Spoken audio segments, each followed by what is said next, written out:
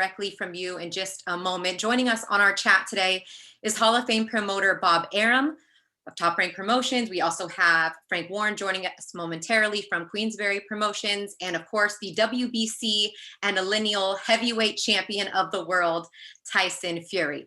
So before we get to Tyson, Timmy, you and Tyson look a lot alike these days. So we'll get to the champ in just a minute, but we're going to start with the Hall of Fame promoter, Bob Arum. And Bob, after a few months of a delay, we are now about 10 days away from fight night. Just your opening comments on the magnitude of this fight and how excited you are that we are almost at fight week.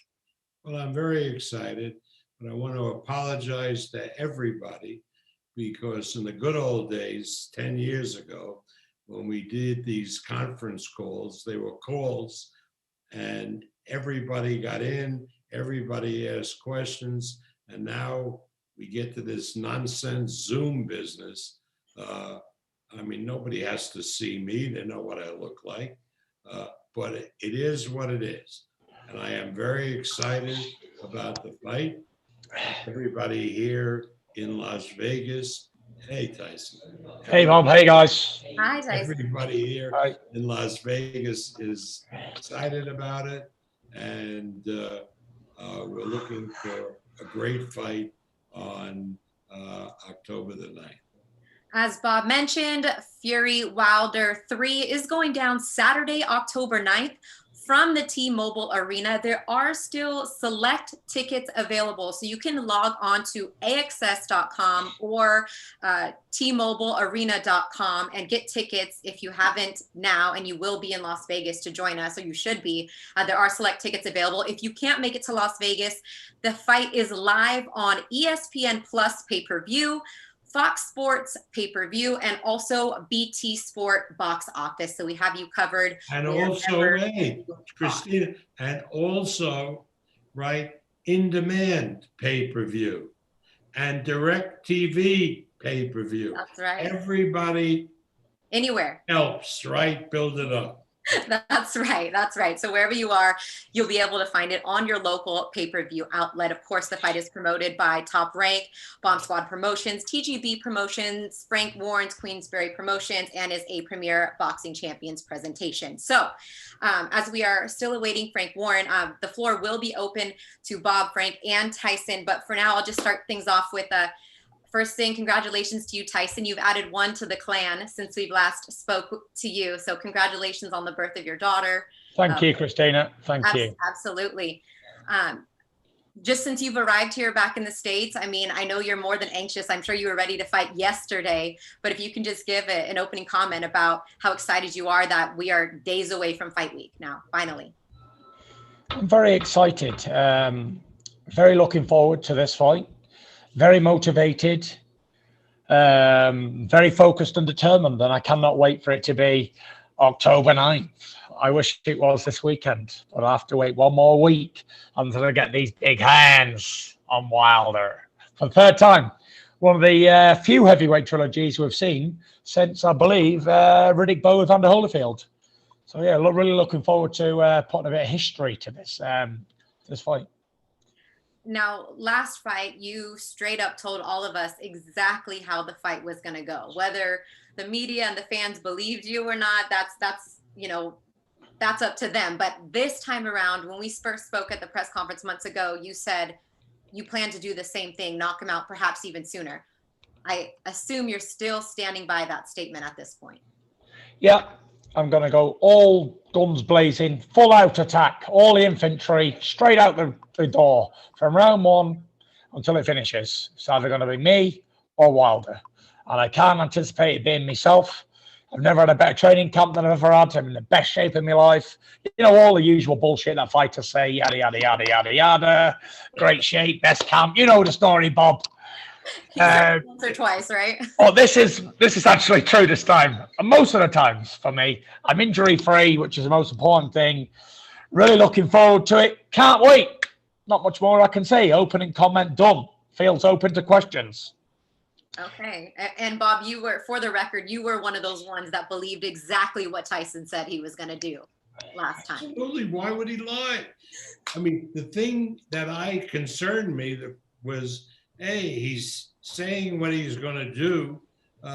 He's tipping off the other side. But who knew how stupid the other side was? They didn't believe him.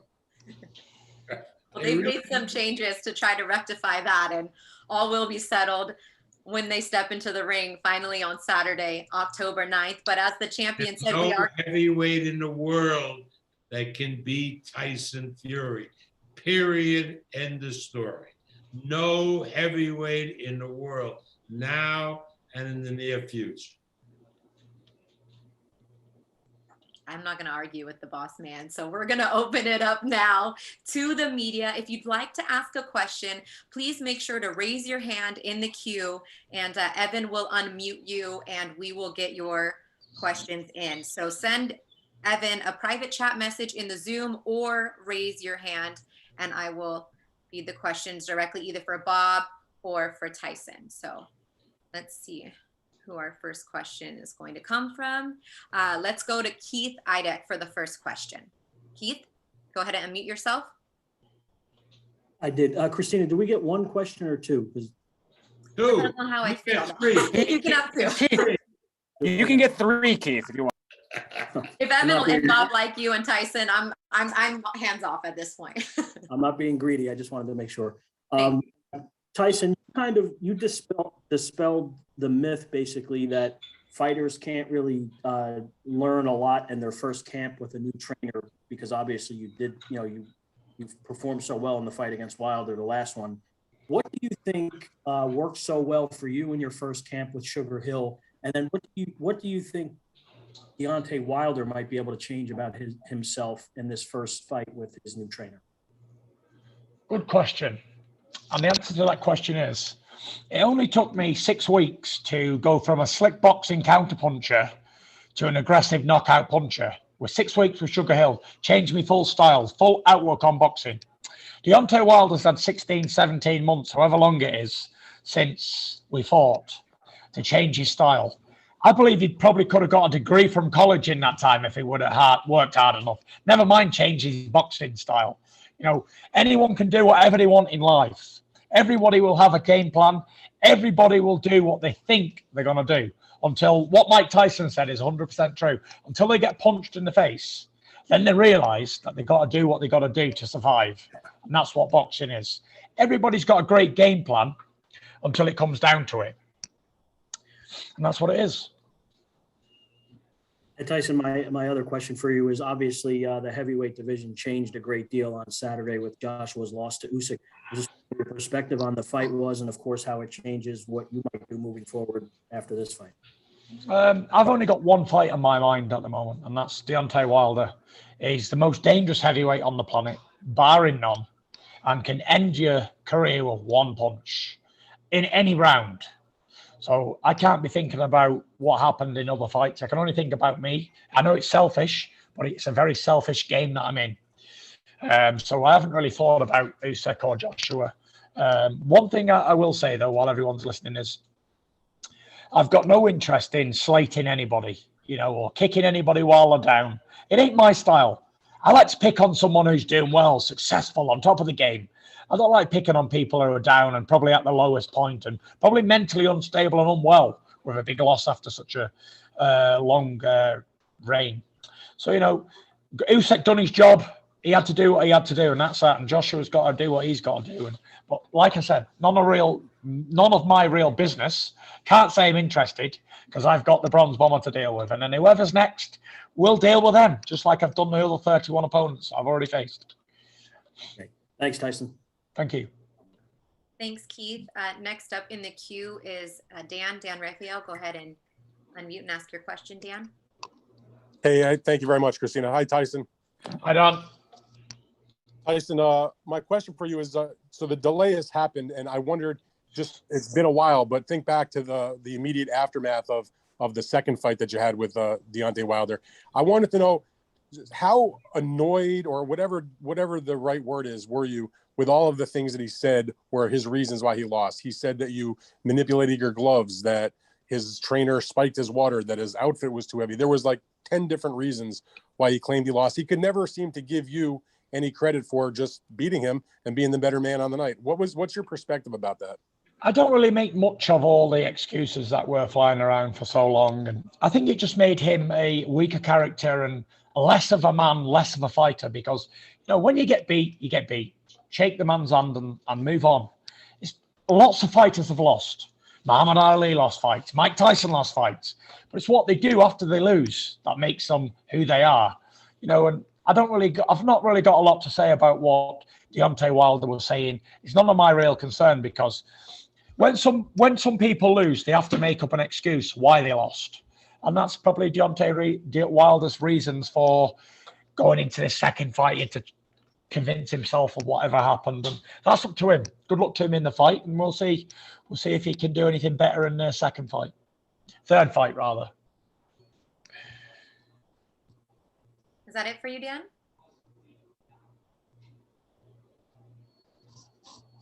Okay. I guess that's it for Dan for now. We're going to go to the next question. Is from Jeremy with Fansided. Jeremy?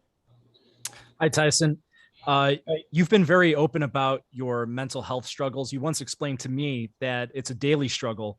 While preparing for this fight, did you ever feel those struggles could jeopardize this fight or your success in the ring? I don't never feel like the mental health struggle can jeopardize my fights, because all the time I'm training and keeping fit and I've got a goal and I'm motivated, then I don't get down, depressed or anxious. So that's why I train every single day in my life, and I don't take no time off. You know, as far as what we've seen from Deontay Wilder so far, the videos, the training montages, do you think there's anything that he could possibly do to better his chances in this fight going forward? Yeah, I think he could try and land more punches on my face, and that will help his chances of winning. Sounds good. Thank you. Usually a good idea if you try and hit the opponent in the face as much as possible. Cheers, Jeremy. Thank you, Jeremy. Next up, we have a question from Jonathan Nagoff. Jonathan, go ahead. Hi, Tyson. Thanks for coming on. When Deontay says he's reinventing himself and, you know, people look at his training footage, what do you make of that? And do you think you will see a different Deontay Wilder this time around? I don't make much of it, because a lot of people speak a lot of words and nothing ever gets done about it. But we'll see on the night. And I hope he brings a better fight, because last time was disappointing, really, to say the least. I trained for an absolute war, and it was a one-sided beatdown. So hopefully he can bring a much better fight this time and give me a challenge. That's what I'm here to be challenged. You know, these challengers need to give me a good challenge. That's what I want, good challenges. Bob, are you still there? Yes. Yep. Bob, do you, kind of to that point, do you expect to see anything different from Deontay Wilder in this third fight?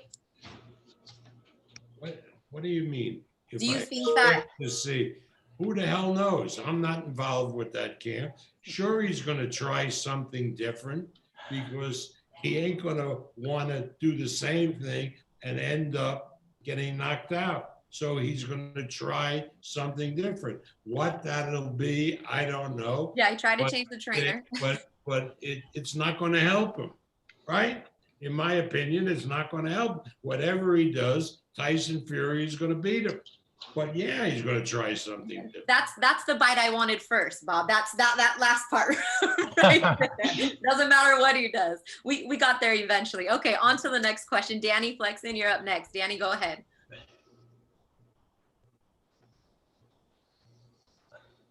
Hey Tyson, how you doing? Hey, Dan, you all right, mate? Yeah, good mate, thank you. You've got a fantastic record in rematches. Obviously, you're unbeaten overall, but you've always produced a better performance the second time around. McDermott, Chisora, Wilder, of course. With that in mind, what's the secret to improving against the same opponent second time in a row? And linked to that, what advice would you give Joshua to do the same against Usyk? I don't know, Dan, to be honest. I just go in there and do what I always do. And that's try and be victorious and give 100%. That's all you can do, you know. You can only do your best in boxing. And if it's not good enough, then you don't win. And if it is good enough, you move on to the next one. There's no secret, no rocket science to boxing. Although a lot of these fighters today try and make it quite technical and all this downloading data bullshit. I've never heard such bollocks in my life. You know, it's two men fighting, punching each other in the face and body for 12 rounds or less. There's no rocket science to it. You got to train hard and get to bed early, eat right, drink plenty of water, and get stuck in best way you can. And if it's not going your way with the one game plan you have, change it up and do something different. Give your best, give all you can, leave it all in the ring, and don't be an if I woulda, shoulda, coulda. Don't never think to yourself, if I would have trained a bit harder or I would have given a bit more in whatever round, I could have done better. My advice to Joshua in the rematch is get stuck in the best way he knows how. Put his best foot forward and swing away, Jack, swing away. Cheers, Tyson. Good luck. Thank you. Joining us now on the call is Frank Warren of Queensberry Promotions. Frank, are you there? I am. Good evening or good afternoon. Hi, Frank. Thank you for joining us as well. Frank is also available in addition to Bob and Tyson for questions. But I just want to ask you, when Tyson did go back to the UK after closing camp here from COVID before he came back, what did you see from Tyson that you could tell us or give us a little bit of insight? Because he was really kind of closed off there while he was back in the UK before recently coming back here. I can answer that question. Nobody's seen anything because nobody's seen me. He wasn't. I think we only see him. Was it a few weeks ago? Other than that, it was a closed. He's just closed down. I mean, obviously he had the personal things going on with his the birth of his daughter, and that was obviously occupying him. I don't think anybody troubled him because that was the most important thing. But I know he's been training very hard, and obviously once his daughter was in a good place, I think that put Tyson in a good place, no doubt about that. And he's as he said. Certainly, when I see him, I thought he looked in extremely great physical condition, and he was great mentally. You know, this is a dangerous Tyson Fury. When he's like this, he's a dangerous man, and I think Deontay Wilder's going to have a real problem. Thank you, Frank. And again, just as a reminder, Frank, Bob, and Tyson are all available for questions. We're going to get now to another member of the media. We got tons of people trying to raise their hand, and just bear with us here as Evan filters through the queue. The next up is going to be Jeff Powell. Jeff, go ahead. Hi, Tyson. Good to see you. Hi, Jeff. Good to see you, buddy. Just give me a thought in terms of mentality for the fight. Given that you were held up, and thankfully everything turned out well with the baby, given you had COVID, is there any doubt in your mind that you'll be less than 1,000% for this? No, you know, I never go into fights if I'm not 100%. I don't go in on 50s and 25s and 35s. I go in 100% and I give 100%. You never hear me making excuses about, oh, why I did this wrong, or why the fight was a bad fight, or whatever, or why I got caught. Shit happens in boxing, Jeff. As you well know, you've been around it long enough to know that now. And you just got to do the best you can. And that's it. Get stuck in and hit him more times than he's hitting you. It ain't rocket science. Boxing is very, very, very simple. You hit the opponent more times than he hits you, and you're probably going to win the fight. And that's how it works. But am I 100%? I'm 1,000,000%. Look at me. I'm in fantastic shape. I'm as fit as a fiddle. I'm sparring 12 rounds. I've got the best sparring partners in the world. I'm absolutely ready. I'm ready today, tomorrow, and forever. I'll always be ready. And I'll never make excuses because that's not me. I get in, I do the best I can, don't make any excuses, and get on with it. And that's it. When I beat Wilder, I'll be on to the next one, so on and so forth. It's never about the opponent. I don't care what they're going to do. I don't care what they bring to the ring. It's the Tyson Fury show until I hang them gloves up and then anybody else can take over what they want to do. But until that day, it's all about me, and the roadshow continues. All these years later, since 2008 to 2021, nearly 22, and I'm still undefeated and still talking this smack because there ain't a man out there born from his mother that can stop me or beat me. I haven't seen one yet anyway. Maybe he's not born, or maybe he is, but he hasn't got the guts to come and fight me. I don't know. But yeah, we'll find out anyway. And the next... Just last one, Tyson, if I may. Go on. If you yourself could dictate who you'd fight next, would you prefer Joshua or Usyk? Well, I'm going to answer that same question, Jeff, like I've answered everybody else. I don't care about anybody else. They're not on my radar. Nobody's on my radar, only the bronze bomber, aka the big tosser. He's the most dangerous heavyweight out there, barring none. And he's the only man that I really care about beating. After him, we will talk. The promoters will do their job, and I'll always do mine. Never worry about the Gypsy King fulfilling his end of the bargain. I will always fucking fight until there's not a fight left in me. You just worry about the other people doing their end of the bargain. Okay. All Excuse my French. Just got a little bit animated, that's all. Oh, hey, that's what we're here for. Kugan, you ready? Yeah. All right, go ahead. Tyson, all right, mate? Yep, all good. Do you think that certain people are being too dismissive of Wilder into this fight? And do you consider this to be the most dangerous of the 3 fights you've had with Wilder? Yes, people can always overlook people, KUGAN, but the one thing that I don't do is I never underestimate anybody. Whether he's the smallest man in the room or the fattest man in the room, I'll never underestimate him because I've been underestimated since birth. But yeah, I'm still here representing, still on top of the world. Deontay Wilder, make no mistake, this will be Deontay Wilder's make or break moment in his life. Anybody can lose a fight, anybody can have a bad night. Well, this is his make or break time. He's got nothing to lose. He's a 3-1 underdog. He's got everything to gain and nothing to lose. And everybody expects me to go in there and beat him down, which I will. But you can never write Deontay Wilder off because he's at his most dangerous now. And if I was like the rest of the world, then I'd underestimate Deontay Wilder and think, beat the guy easy first time, beat him even easy the second time. I'll take it easy. No. I've trained harder. I've sacrificed. I've been in training camp 7-8 weeks, sacrificing. No families, nothing. I've never ate anything that George didn't cook me. I've never drank anything that George didn't put out for me. You know, I've trained hard twice a day, six days a week.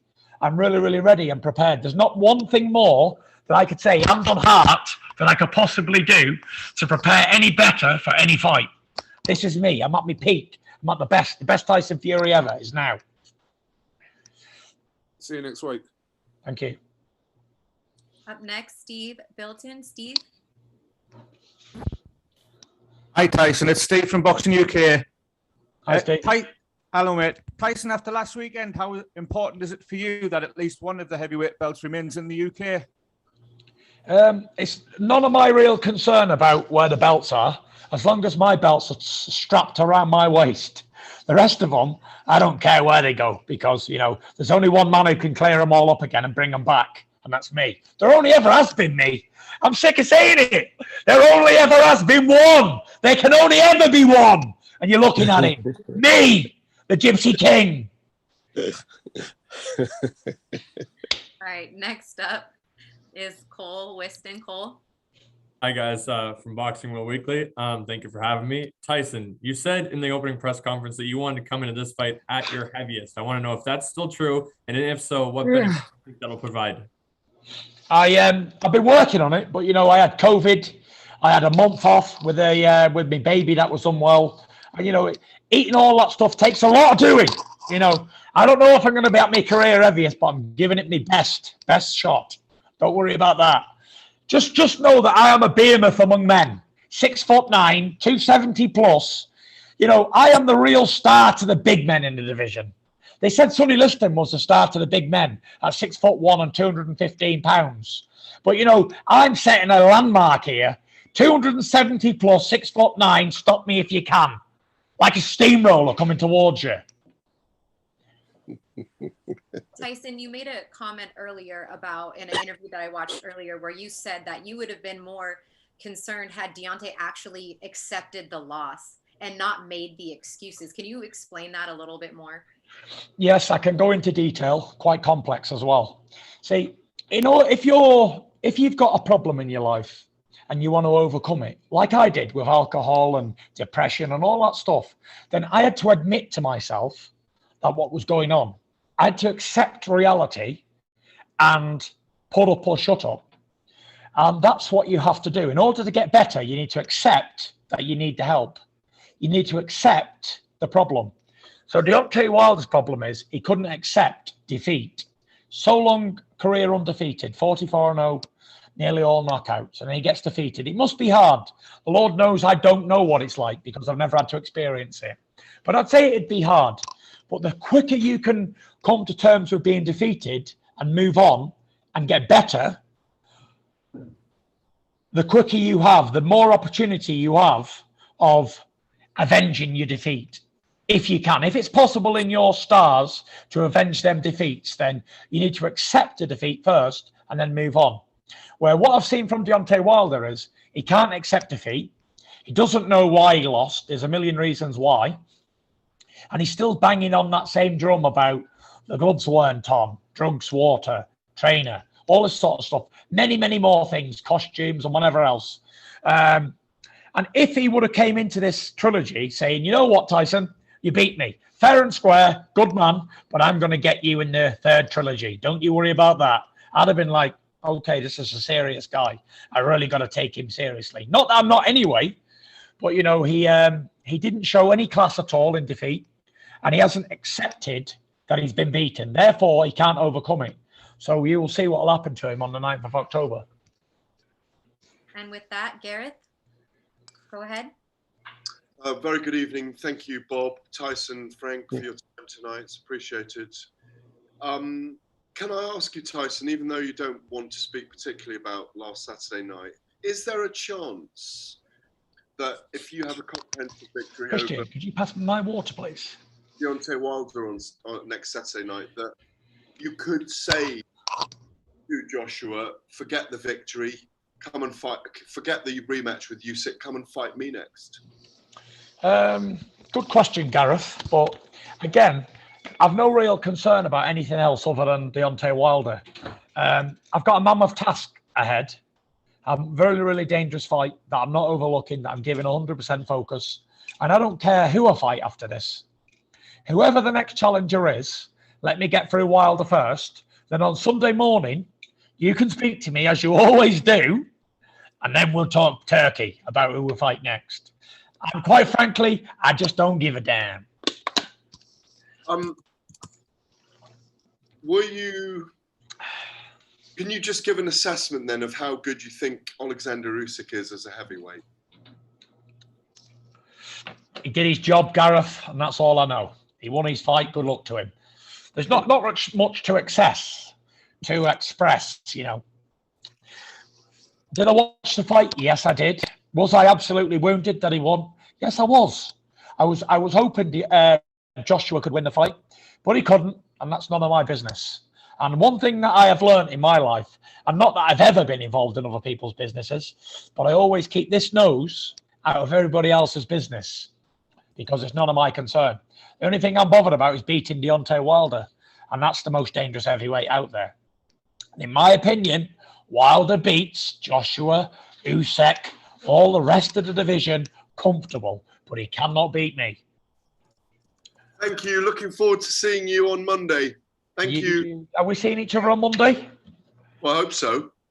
Gareth, I got to ask you a question. Where are you now? I'm in the Wembley Hilton.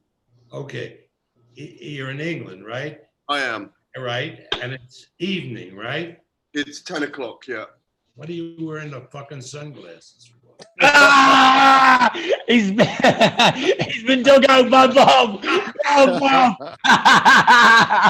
Bob, you know loads about boxing, but you don't know shit about sunglasses, I'm afraid.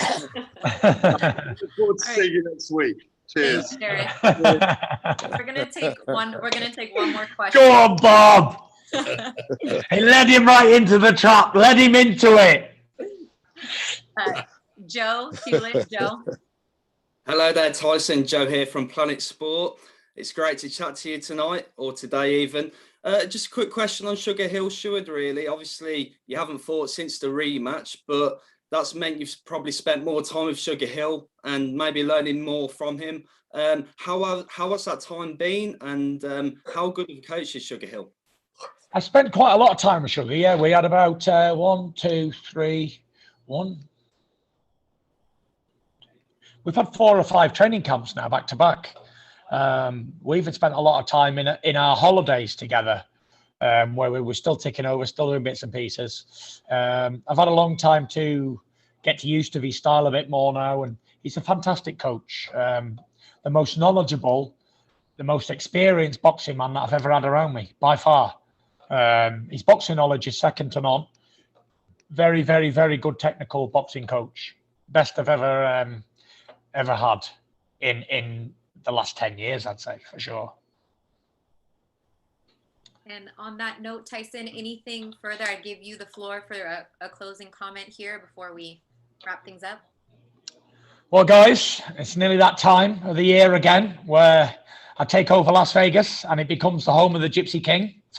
And just remember this press conference that we had here on this phone, that I vowed to smash Deontay Wilder to bits.